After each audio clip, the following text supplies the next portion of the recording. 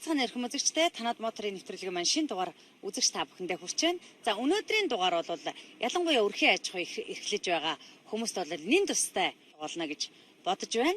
Манай энэ удаагийн дугаарт биологийн ухааны доктор Цагаан Цойж оролцож байгаамаа. Танд энэ өдрийн мэндийг хүргэе. Баярлалаа. Та бүхэнд ч гэсэн энэ өдрийн мэндийг хүргэе. Тэгэхээр сүүлийн үед бол өрхийн аж ахуй эрхэлдэг тийм мод ургамал тарьж жимсгнээ тариалдаг. За төмс хүнсний ногоо, нарийн ногоогоо одоо эрхэлдэг хүмүүсийн тоо их болсон байна. Түүнийхээ хэрээр одоо таримл ургамлын талбай бол ихсээд эхэлж байгаа тийм ээ. Тэгэхээр үүнийг дагаад нөгөө сайныг дагаж саар гэдэг шиг нөгөө ургамлаан дагаад бас одоо хортон бий болж байна. Тэг шавж бий болж байна. За түүнийгээ дагаад өвчин бий болж байна. За энэ маань бол манай одоо нөгөө өрхийн аж ахуй эрхлэж байгаа хүмүүсийн бас нэг одоо бэрхшээл болоод байна. Тэгэхээр яг энэ удаа энэ сэдвээр ярилцсан юм уу гэдээ ингээд таныг урьж байгаамаа. Шавж хичнээн төрөл байдгийг, өвчин нь хичнээн төрөл байдгийг. Одоо хаана ямар ургамал дээр гардгийг. Энэ шавж гэдэг маань ерөөсөө манай дэлхийд хамгийн олон зүйл байдаг амьтан байгаа юм. Тухайлбал одоо дэлхийд 1.5 сая зүйл шавж байна гэж. Гэтэл бид нар өнөөдрийн хувьд болохоор ер нь өрхийн аж ахуй тийм ээ. Одоо газар тариалан хөдөө аж ахуйн таримл ургамал фермерүүдэд чиглэж байгаа учраас тий одоо манайхны хөдөө аж ахуйн таримл ургамал тариалдаг хүмүүс тодорхой хэмжээнд фермерүүд мод ногоо эдгэрийг бол тарьж одоо сурчээ. Одоо нэг үе бодвол янз бүрийн хөтөлбөрүүд ч бас их хэрэгждэг болсон байна. Жишээлбэл 2010 оноос хойш одоо чацраган гэсэн хөтөлбөр хэрэгжээд чацраган тариалдаг хүмүүс бол их олон болсон. Мөн одоо энэ өрхийн аж ахуйд зохицуулсан таблицууд бас одоо ихийг барьдаг болсон тийм ээ. Тэр таблицэн чинь бол төрөл бүрийн мод бас тарьж байна. Жишээлбэл одоо ингээл бид нар ногоон байгууламжтай ч гэсэн тийм ээ төрөл бүрийн моднууд байгаа шүү дээ. Энэ ургамлуудыг ингээд тариа сайхан ургуулдаг болсон боловч эдгээрийг хамгаалах асуудал бас нэлээд хүндрэлтэй байгаад байна. Одоо бид нар нэг үе бодвол тарьдаг болж одоо дараагийн ээлжинд тэрийг хамгаалдаг, арчилдаг болох хэрэгтэй байна. Тийм болохоор тэгэхээр бөөс сургуулж хоёр бол бас симбиоз амьдралтай байх нь. Би биендээ ингэж харилцан үйлчлцээд байх нь. Яг өөрийнхөө амьдрал дээр тохиолдсон зүйлээсээ л ингэж асуугаад байна. Манай үзэгчдэд бас тэр маань бас тохиолдож байгаа ах гэж би бодоод яриад байгаа хгүй. За жишээлбэл өрлөө шүү дээ багшаа. Өрл гэхэд чинь ингээд навчаа хуйлаад идэг. Улаагаад идэг. Манайхан яадгүй гэхээр одоо энэ навч маань улаагаад ингээ хуйлраад байна гэдэл гаднаас нь хараад ингээд идэг болохоос биш яг доторх нь бас нарийн үзэж мэддэггүй. Гэтэл энийг доторх нь ингээд задлаад үзэхээр энэ нэг зүйлийн эрүүхээ навч хуулагч эрүүхээ байгаад байгаа байхгүй. Навч хуулагч эрүүхэн агуулдаа энэ дотор боожлоо явуулдаг. Ингэж боожлоо явуулахын тулд яадгүй гэхээр гадуураа энэ навчийг одоо тэр эрүүхэн хүрэнцэр маань энэ навчныхаа шүүсээр бас хооллох юм шүү дээ. Тэгээд тэр энэ ногоон өнгө маань ингээд өөрчлөлт өгөх нь. Тэгээд энэ навчаа хуулаад дотор нь бол боожлоо явуулдаг. Эрүүхэн маань юу гэхээр бүрэн хууралтай шавж өндөг хүрэнцэр хүүхэлдээ тэгээд бие гүцэн эрүүхээ гаргана. Гэтэл ерөөсөө өндөгнөөс гарсан энэ навчин дээр тэр эрүүхэн нь өндөглж байгаа. Тэр өндөгнөөс чинь хүрэнцэр гараад хүрэнцэр нь ингэж одоо боожлоо явуулахын тулд энэ дотроо гэр үсгээд байгаа. Хуйлж гэр үсгээд байгаа. За ингэж хуйлж гэр үсгээд энэ гэрэн дотроо боожлоо явуулаад яг ингэж боожлоо явуулж байгаа хугацаанд мөн л идэлт бол явагдчих юм шүү дээ тэр хүрэнцэр. Ингээд тодорхой хугацааны дараа хүүгэлдээ үе шатн шилжинэ. Гадуураа гэр үсгэж гэсэн. Тэгээд тодорхой хугацааны дараа тэр гэрнээс гараад эрүүхээ бий болох юм. За эрүүхээ болсны дараа яадгүй гэхээр ерөөсөө эмн өндгөө гаргаад өгдөг, эрен эвцэлтэд өгдөг. Эрүүхэн маань маш богино настай шүү дээ. Тэгэл нэг харахад яадгүй бүгд л алга болцсон байдаг. Манайхан бол ингээд дуусчлаа гэж ойлгоод байдаг байхгүй. Гэтэл энэ маань эргээд нөгөө өндөглөлт явагдсан. Өндөглөлт бол навчин дээрээ байж л яах нь байна. Тодорхой хугацааны дараа эргээд яах нь навч маань дахиад хуйлраад ирнэ гэсэн. Тэр бүхнийг ерөөсөө анзаардгүй. Шавж маань ерөөсөө бие гүцэн тохиолдолд их богино настай. Энэ шавжийн ангийн амьтдын онцлог их гоё эрүүхэй байлаа ч гэсэн их удлаа гэтэл 24 цаг байна. Бүр их удлаа гэтэл 3 өдөр л байна. Тэрнээс илүү байж чадахгүй. Тэгээд ерөөсөө эмн өндөглөөл өхөн эрен эвцэлтэй л өхөн. Тэгээд дараагийн боожлын үе шат өндөг бодоод ирдэг. Нөгөө их олон нисэдээс эрүүхэй алга болчлаа гэж бодоод идэг. Цаана өндөгний боожлд явагдаад дараагийн шат нь хүрэнцэр гараад хүрэнцэр нь эргээд модондоо хөнөөл учруулаад байж л идэг. Тэгэхээр одоо энэ яг энэ хуйлцсан байгаа яг энэ өрлөө шүү дээ навч нэг гэсэн юм аа. За та сая ярьлаа. Тэгээ энэ үед нь манай хүмүүс маань хор цацах гэдэг. Цацаад идэг. Тэгэхээр энэ үр дүнгөө өгөхгүй юу? Өгөхгүй. Тий, ягаад гэвэл тухайн зүйл шавж маань тэр хүрэнцрийнхээ үе шатанд ороод гадуураа бүрхэл үүсэн тохиолдолд гаднаас нь хор цацаад ерөөсөө нэмэр болохгүй. Ягаад гэхээр тэр хүрэнцэр чинь одоо тэр навчаа идэжээ тэр эзэн одоо тэр хоолоор нь дамжиж тэр хор чинь үйлчлэх ёстой байхгүй юу? Тий, гэтэл эн чинь яаж вэ? Бүрхүүл үүсгэсэн болохоор тэр эдэлт бол явагдах боломжгүй болчиход байна шүү дээ. Гол нь энэ дотроо боожлоо явуулаад байна гэсэн. Манайхан ингээд хор цацаад байдаг их буруу. Хорыг бол маш болгоомжтой цацах хэрэгтэй. Харин өрхийн аж ахуй фермерүүд бол авах арга хэмжээнд гарын доорх материал их хэрэглэх хэрэгтэй байна. Энэ дэр одоо биологийн арга байж болж байна, тийм ээ? Механик арга байж болж байна. Агротехникийн аргууд байж болж байна. Ерөөсөө бид нар анх тариалт хийхдээ л их зөв тарих хэрэгтэй. Тодорхой хэмжээний модны палантац байгуулъя гэж бодъё тийм ээ. Тэгэх юм бол бид нар газраа тодорхой хэмжээнд нь хэмжиж аваад тэрэндээ таарсан зураг төслөө гаргаад зураг төслийнхээ дагуу яг нь тариалтаа хийж эхлэх нь. Тэгэхээр л бид нар эхний ээлжинд зурус маягаар одоо модоо тарих нь шүү дээ. Зурус гэдэг маань яг нь тэр дотор тарих юм хамгаалдаг он зурус болж өгнө. Тэгээд тэрнээсээ дотгошоо яг нь жимсний модоо тарьж болж байна. Одоо яах нь буцөөгөө тарьж болж байна, гойлон модоо тарьж болж байна. Гэх мэтлэнгээр эдгээр ажлыг хамгийн гол нь их зөв зүйтэй явуулснаар энэ ажил маань цаашдаа улам үр дүнтэй болно. Манайд бас нэг дутагдал байгаад байдаг. Ерөөсөө мод хүнсний ногоёор хамт тарьчих гээд байдаг. Энэ ерөөсөө болохгүй. Ямар ч байсан зааглалт хязгаарлалт хийх ёстой.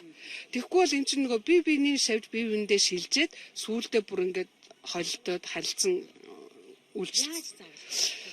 Зааглахын тулд талбайн хуваарлтаа их зөв хийх хэрэгтэй. Зураг төслөө их зөв гаргах хэрэгтэй. Тэр зурвалсуудыг татаж өгөх хэрэгтэй. Эхлээд тэр зурвалсаа татаж өгөөд одоо жишээлбэл гаднад нь уйлаас тарьсан байл, хайлаас тарь. Ингээд 3 давхар юу одоо зурвалслаад тарьсан байхад тэрийг дамжаад хүнсний ногооны шавж бол орж ирнэ гэхгүй. Ер нь аливаа юмыг эхнээс нь зөв хийчих юм бол дараа нь авах арга хэмжээнд гэсэн хялбар болоод явна. Тэгэхгүй бүх юмаа хольчдөг. Бүх юмаа хольчхоор яадгүй хөр нөгөө олон шавжууч хоорондоо холилдоод модных нь устгачээд хүнсний ногооных нь гараад ирдэг. Хүнсний ногооных нь устгачээд модных нь гараад ирдэг. Үндсэндээ эдгээр чи бас өөр зүйлүүд байгаад байгаа байхгүй юу? Ойг цэвэрлэхийн ач холбогдлыг иргэн танд хүргэж байна. Ойд цэвэрлэгээ хийхэд зайлшгүй шаардлага. Манай өрнө байгалийн ойд буцгүйцэн хөгшин ой ихэнх хэд хэдэн жишээ бас бэлдэж ирсэн байгаа л та. Тэгээд түүний маныг бол одоо энэ хайлтсны навч байгаа. Энэ хайлтсны навчин дээр одоо ингээд биднийхаар бол нэг уур ургаад эсвэл мэнг шиг юм үүсээд ингээд товрууч гэмээр юм уу? Үүссэн байгаа даа байхгүй. Энэ одоо юу вэ? Өвчин үү эсвэл одоо энэ хорхоо шавьтай баригдсан байгаа даа. Шавж. Энэ одоо бид нар мэддэг ялаа гэдэг штэ. Тий, ялааны нэг овог цицидомоди гэдэг цэврүүтүүлэгч ялаа. Энийг ингээд задлаад үзэхээр энэ дотор тэр ялааны өчнөө олон авгалдаанууд байгаа. Тий. Тэгээд одоо тэр ялааныхаа зүйлээс хамаарад энэ урнууд бас янз байна. Зарим нь ийм гонцгой урт байна, зарим нь бөөрөнхий байна, зарим нь бүр ийм салаалсан байна. Тэгэхээр манайхан энийг үзэх юм бол энэ бол шавж аа. Энийг шавж маань одоо энэ дотор боожлоо явуулаад эндээсээ гарахтаа өшөө олон болоод нэмэгдээд гардаг. Тийм болохоор ийм л шинж тэмдэг мэддэг юм бол эхлээл яралтай арга хэмжээ авах хэрэгтэй. Баг байвал энэ урыг түүгээд устгахч болно. Бүр ихсээд эхлэх юм бол одоо яг нөгөө энэ юуг нь гарахын дөхүүлж байгаад тодорхой хэмжээний бодисоор бас шүршилт хийж болно. Ерөөсөө л хамгийн анхны арга хэмжээ яах вэ гэхээр бид нар нөгөө өрхийн аж ахуйгаа тарьсан тэр ургамал дээр л их ажиглалтаа явуулж явах хэрэгтэй байгаа юм. Тэгээд урдсан сэргийлэх арга хэмжээ гэж байна шүү дээ. Одоо бид нар гарын дорх материал байна. Жишээлбэл марганцыг маш өтгөн ингэж найруулад тий халиусныхын навчийг сайхан ариутгаад өгөх хэрэгтэй. Тэгэх юм бол яг энэ шавжий чинь одоо өндөг энд байгаа. Энэ өндгийг бид нар устгахчиж гэнэ гэсэн. Яг тэгж одоо цацалт хийхдээ тэр марганцыг дээр доор навчныхаа хоёр талыг ингэж шүрших ёстой. Манайхан өнгөн талын шүршчээд ардлыг үлдээчихдэг. Гэтэл яг үндсэн өндөг маань энэ одоо энэ худалданы чинь заагт байж байгаа байхгүй юу. Тэгээд энэ заагаас чинь нөгөө өндөг боожлоо явуулаад одоо яах нь агуулда болоод ингэж уур үсгээд гадна талаараа бүрхүүл үсгэж чинь. Бүрхүүл үүссэн тохиолдолд бол хамгаалах арга хэмжээ авахд бас төвхтэй. За энэ нөгөө шавжин дотроо бас энэ цохнууд байгаад байгаа шиг байна те. Нэг шүүгэр хар юм яваад байгаа. Нэг улаан юм яваад байгаа. За цоохорч бас байгаад байгаа шиг байгаа. Тэгээл ингээд ажиглаад тахад бол тэр ургамлын тэр навчнуудыг бол цоо идэж байна тий. би тэр өмнө нь хоёулаа ярьсан тийм ээ. Одоо тэр бөөсгээд байна, эрвэхээгээд байна гэх тийм. Гэтэл цох бас бий. Цох тий. Одоо тэр чиний хэлээд байгаа шөвгөр хар гялгар ногоон гэж яриад байгаа. Эдгээр минь тусдаа нэг овг тий овг гой өнгөтэй тэр ногоон цохнууд чинь буглаа цох гэдэг байгаа. Буглаа цох. Ер нь цохнууд маань ийм мэрх амны аппараттай. Тэгээд яадгүй гэхээр ерөөсөө навчигаа тас ингээд мэрэд идчихдэг. Энд тэнд ингээд цоолоод идчихдэг. Тий.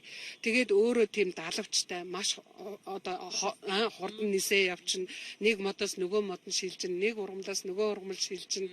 Тэгээд учруулахтаа бол одоо яадгийг ерөөсөө мэрээ цоолоод ингээд өмцөм идээ явчихдаг л да. Одоо өвчин дотроос бол миний мэддэг нэг өвчин гуайлах гэдэг нэг өвчин байдаг тий. За сүүлийн үед бол одоо ялангуяа одоо манай өрхийн цэцэрлэгт бол их тохиолдоод байгаа. Гуайлах өвчин. За манай өрхийн аж ахуйд энэ ногоон байгууламжинд одоо янз янзын шавьжис гадна бас өвчин сүүлийн үедэд бас асар их гардаг болсон. Таны хэлээд байгаа тэр гуайлах гэдэг өвчин ялангуяа өхрийн нүд шарах байсан дээр маш их гараад байгаа тий гараад байгаа. Энэ маань нэг төрлийн мөөгөр үүсгэгдэж байгаа өвчин. За биднэрт яг гадна илрээд байгаа шинж тэмдэг болохоор ингээд сааралтаж өнгөр тогтсон байдалтай харагдаад байдаг.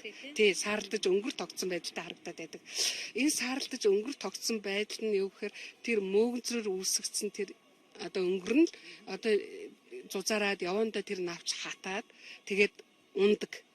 Тэгээд мод маань яах нь эргэл хаталтал өгнө гэсэн үг л дээ. Тий хаталт өгнө гэсэн үг. Тийм болохоор яг эхний шинж тэмдэг мэдгдсэн даруйд нь бид нар бас арга хэмжээ авах шаардлагатай. Тий. Гэхдээ арга хэмжээ авч яах гээд янз бүрийн хор бол цацаад байх хэрэггүй байгаа юм. Ялангуяа өрхийн аж ахуй дээр бид нар гарын доорх өөрөөсөө энгийн тийм аргуудыг бас сураад авах хэрэгтэй байгаа. Манай уламжлалтай энгийн олон аргууд байгаа шүү дээ. Тухайлбал үнс хэрглэж ийсэн арга байна, тамхи хэрглэж ийсэн арга байна, саримс хэрглэж ийсэн арга байна, тийм ээ.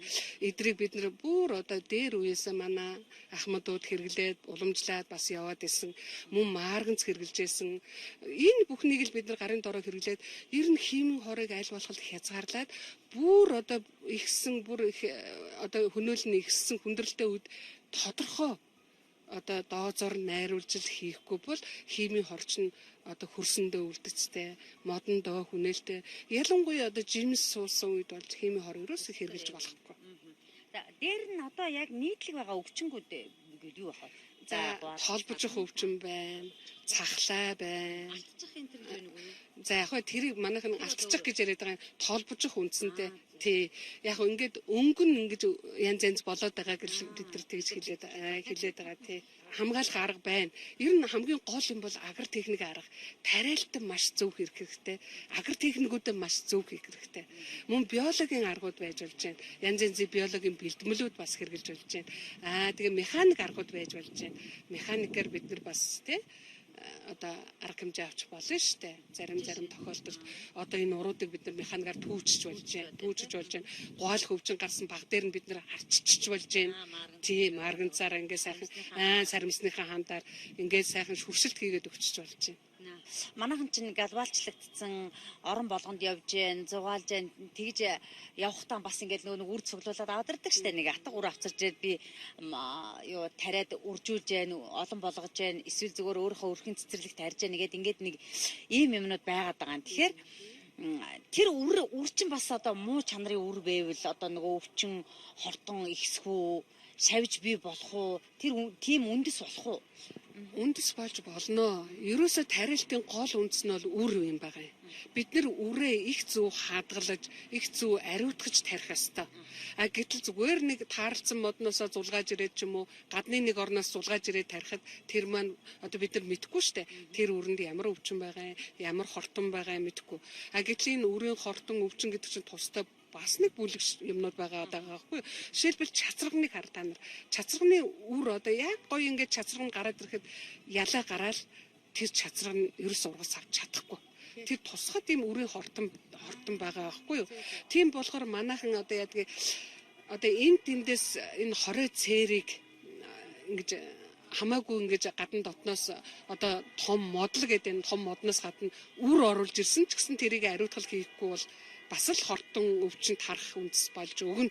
Энэ таримл ургамал тарьж байгаа хүмүүсийн ажил бол нөгөө хавраас эхэлдэг штэ. Тэр үед л одоо ерөөсөө нөгөө мотор гомлоо цэвэрхэн сайхан байлгах, тарьж ургуулах энэ дээр бол мэдээж нөгөө санаа тавих хэрэгтэй гэдээ хоёлаа түрүүн цохос яриад өнгөрсөн тийм ээ. Хариултын гол ажил бол хавар эхэлдэг. Өрхийн аж ахуйч тэр одоо хөдөө аж ахуйн таримлч тэр. Одоо бид нар эхлээл хөрсөө бэлдэнэ. Хөрсөө бэлдэхээс ахуулаад ариутгалаа хийн. Модоо тарина. Модоо тарихаас ахуулаад модныхоо тоогоо цэвэрлэнэ. Ерөөсөө энэ бүхнийг нарийн хийж ээж дараагийн ажил маань үргэлжилж явагдана уу гэхээс биш бид нар зүгээр хам хум хийж хайчаа дараа нь гарсан хойно тим шавж гарлаа ийм өвчин гарлаа гэдэг. А яг нарийн очиод харахаар тэр яадгүй тогоон дотор нь өчнөө өв сургаатай байж байдаг. Модныхоо одоо доотлын хэсгийг бас нөгөө сойж шохоодоогүй байж байдаг. Гэх мэтлэнгээр тэр энэ арчилгаа энэ ажлууд бол маш сайн одоо яг технологийн дагуу явагдаж бид нар яг нь ургац ариун аавн фермер одоо өрхийн аж ахуй маань өшөө сайн явагдана л гэсэн үг. Та одоо ингээд нөгөө энгийн амьдрал дээр байдаг аргуудыг хэрэглээ. Сарамсны хаанд одоо марганцаар тэгээд ингээд түүх арга энэ төргээ ярьлаа шүү дээ тий. Биологийн тэр нөгөө бактери хэрэглэнэ гэхээр одоо ямар бактериуд байна жишээлбэл тэрийг одоо яаж хэрэглэдэг юм гэж. Бактерийн бэлтгэлүүд сайн талч вэ бас муу талч вэ. Одоо яагаад гэхээр яг нь манай ургамал хамгааллын хүрээлэнгээс хэд хэдэн бактери бол гаргаж байна. А тэр бактериудыг бид нэр одоо хэрэглэхдээ бас их болгоомжтой хэрэглэх ёстой. Яг тэр бактери гэдэг маань тухайн тэр шингэн дотор тэр амьд бактери байгаад байгаа байхгүй юу? Тий. А тэр амьд бактерийг бид нар устгахгүй найруулгатай зөв найруулад тодорхой хугацаанд цацах ёстой. Тэгжээж тэр амьд бактери чинь тэр мод ургамал тэр юмд үйлчилж нөлөөлнө гэсэн. Химийн аргаас нэг давуу тал нь бактерийн бэлтгэл одоо ингээд цаашаа ингээд халдварлаад тарахад тэгэд эдэг талаараа бас ач холбогдолтой. Химийнх нь одоо бид нар бүр онцгой тохиолдолд хэрэглэнэ. Одоо үнэхээр бүр олшрал болоод пик болсон тохиолдолд тийм тодорхой хугацаанд шавжийнхаа бойдлын үе шатыг маш зөв тодорхойлсон тохиолдолд химийн аргыг богино хугацаанд хэрэглэнэ. Тий. Химийн аргалыг ер нь нэг өрхийн аж ахуй дээр нэг яран хэрэглэх шаардлага байхгүй. Урдсан сэргийлэх арга гэдэг маань юу гэхээр ястал бид нар нөгөө ажиглана гэсэн. За миний модны навч яаж яана хуулирч гин үү? Аль эсвэл өнгөртөж гин үү? Аль эсвэл цоорч гин үү? Тэгэл модон дээр очил навчаа ажиглах нь шүү дээ. Тэр бүхнийг яг нь дээш нь доош нь харуулж харна, гол ишээ харах нь, навчныхаа бүрэн бүтэн байдлыг харах нь. Энэ бүхэн ч л одоо юу гэх нь тэр нэг юм гарсныг л дохиол өгöd байна гэсэн. Тийм болохоор бид нар энийгээ сайн ажиглаж чадах юм бол урдсан сэргийлэх арга хэмжээ авч чадчихна гэсэн. Гэтэл үнэхээр одоо цоохордчихжээ, үнэхээр өнгөр тогтчихжээ гэх юм бол яг нь дараагийн арга хэмжээ авах нь шүү дээ. Эн чинь юу болчихвоо гэж одоо үргэлжлүүлээд дараагийнхаа арга хэмжээг авна гэсэн. Тэгэхээр та одоо нөгөө дараагийн арга хэмжээ авахтаа нөгөө нэг энгийн одоо амьдрал дээр байдаг тэр марганцын усмас, сарамсны хаан, тамхины үнс одоо юу гэдгийг тий тэднийг одоо ингээд найруулад ингээд хэрэглэрэй гэдэг нь шүү дээ. Тэрнээс та яг одоо ингээд нөгөө тун орц нормыг хэлж болох уу? Болно. Эдгээр чинь бүгдээрээ тусдаа тун орц нормтой. Жишээлбэл одоо тамхины хаанд гэхэд 5 литр бүлээн усанд 100 г одоо тийм тамхины нунтаг хийгээд яг нь эдээшүүлэх нь шүү дээ 3-4 хоног болгоно гэсэн. Тэгэхээр нөгөөдөг чинь тэр нь уусаад өнгө нь хувраад ирэх нь. Тэгэхээр нь дахиад шүүж аваад 7 литр усандаа найруулаад тэгээ шүршилтэй хийнэ гэсэн. Модондоо шүрснэ гэсэн. Жимс одоо ургамлын хальсны ханд байж болно. Жишээлбэл одоо лимон байна, тийм ээ, апельсин байна. Эдгээр навчиг бид 1 кг-ыг бол эдсэн навчаа түүгээд ээж болно шүү дээ. Цуглуулад. Тийм, тэрийг бас л 10 литр усанд хандлаад бас шүршиж болно. Өшөө бас юу гэж болох нь шарилжны ханд байж болно. Мөн үнс савнгийн усмал байж болно. Жишээлбэл 1 кг үнсийг бид 10 литр усандаа хийгээд тэгээд найруулж агаад бас эргээд шүршиж болох нь. Гэх мэтлэнгээр ингээ гарын дор бид нар уг нь хэрэглүүл материал их байгаа. Бид нар одоо ерөөсө гарын дор тэр юм хэрэглэхэ болчиход байна. Юм л бол нэг химийн хор хэрэглэх гээл, юм л бол одоо нэг бэлэнчилж нэг шүршилт хийчих гээд байна. Ер нь үүнээс хойш бид нар гарын дорх материалыг хэрэглэх юм бол өрхийн аж ахуй дээр илүү тохиромжтой л гэж хэлмээр байна.